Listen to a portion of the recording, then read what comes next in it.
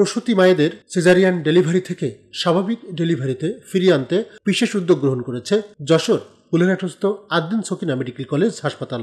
হাসপাতালটির প্রসূতি এবং অ্যানেস্থেসিওলজি বিভাগের যৌথ উদ্যোগে মায়েদের সিজার অপারেশনের প্রবণতা থেকে ফিরিয়ে এনে ব্যথা প্রশমন করে সফলভাবে স্বাভাবিক ভ্যাজাইনাল ডেলিভারি কার্যক্রম শুরু করা হয়েছে।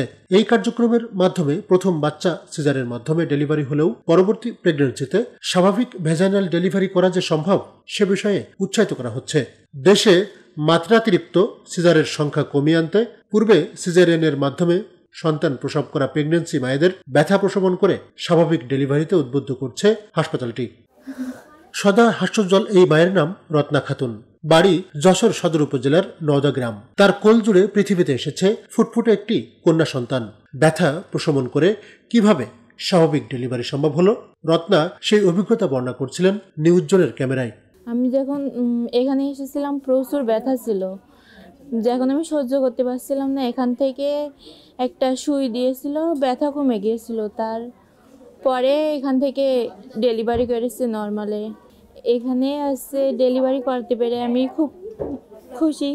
রত্নার বাবার কাছে হাসপাতালটির এই কার্যক্রম সম্পর্কে জানতে চাইলে তিনি বলেন, ধরেন আমরা কাল ভোরবেলা আইসি আর সন্ধ্যের আগ দিয়ে বাচ্চা হচ্ছে, সারাদিনই তো তারা চেষ্টা করেছে, চেষ্টা করার পরেই বাচ্চা হয়েছে, নর্মালেই হয়েছে। অন্য লোক হলে হয়তো ধৈর্য ধরতে না যে না সিজার করে দাম। এখানে এসে খুব ভালো লাগছে, নর্মালের ডেলিভারিটা হলো।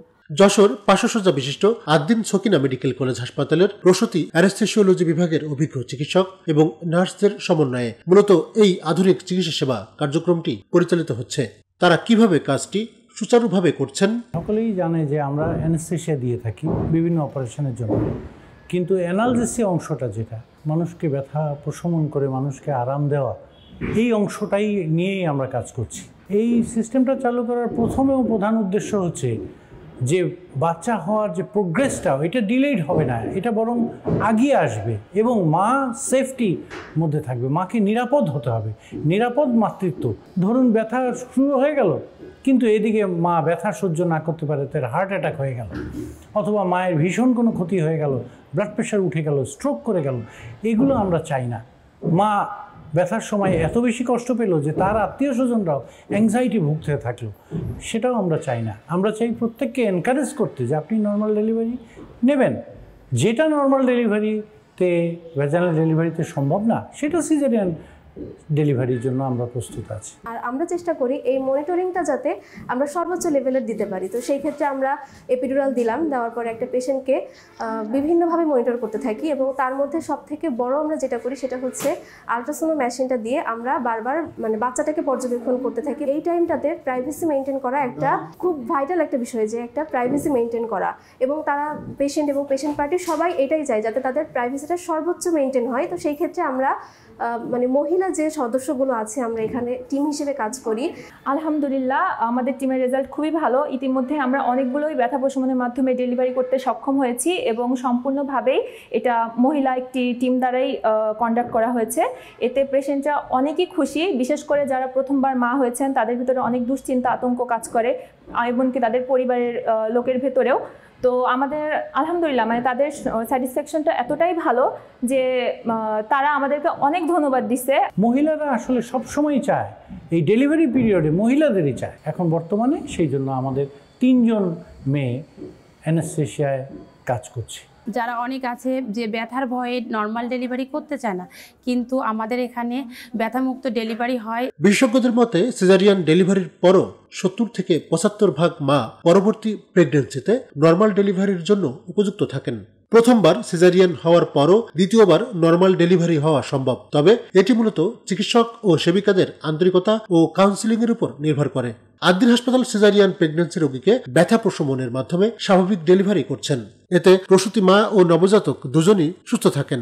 এখানে ব্যথামুক্ত ডেলিভারি এবং আরেকটা আমরা প্রজেক্ট হাতে নিয়েছি, সেটা হচ্ছে আগে একটা সিজারিয়ান সেকশন হয়েছে, এটাকে নর্মাল ডেলিভারি করানো যায় কিনা।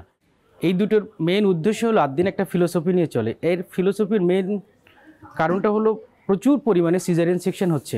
আমরা একটা দরিদ্র দেশের মানুষ, সিজারিয়ান সেকশন হলে তার ফিউচার ওস্টেটিক আউটকাম যেটা খুবই কমপ্লিকেটেড হয়, ইভেন কি একটা মা মৃত্যুর ঝুঁকিতে পড়ে। এই জন্য আমরা চাই ম্যাক্সিমাম মায়েদের জন্য নর্মাল ডেলিভারি হয়।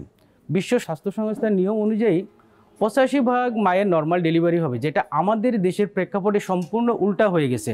আমাদের উদ্দেশ্যটা হচ্ছে নর্মাল ভ্যাজাইনাল ডেলিভারির রেট বাড়ানো। যে পরিমাণ প্রাইমারি সিজারিয়ান সেকশনের রেট বাড়তেছে সারা বাংলাদেশে, আমাদের গাইনি অবস্টেট্রিশিয়ানরা আমরা খুবই অডিট। সিজার অপারেশনের প্রবণতা থেকে মায়েদের ফিরিয়ে এনে নিরাপদ মাতৃত্বের উদ্দেশ্যে এবং স্বাভাবিক ডেলিভারিকে উৎসাহিত করতে বিশেষ এই উদ্যোগ বলে জানালেন হাসপাতাল কর্তৃপক্ষ।